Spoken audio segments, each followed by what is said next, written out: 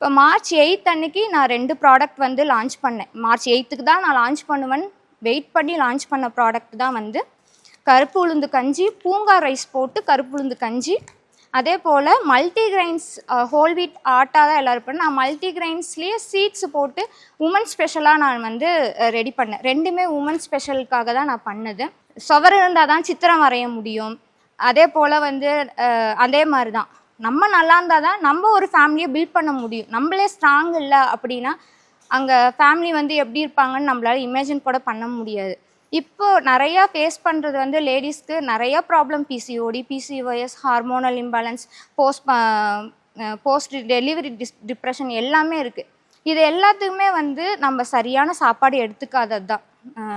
இன்னொன்று, இது நான் மெயினாக ஆரம்பித்தது வந்து காலேஜ் கோயிங் கேர்ள்ஸ்க்காக தான் மெயினாக இது பண்ணேன். ஏன்னா அவங்க சீட்ஸ் வந்து சுத்தமாக சாப்பிட மாட்டாங்க. கிரைன்ஸ் நம்ம வேக வச்சு கொடுத்தாலும் சாப்பிட மாட்டாங்க. அதில் அவங்களுக்கு இருக்கானே தெரியாது.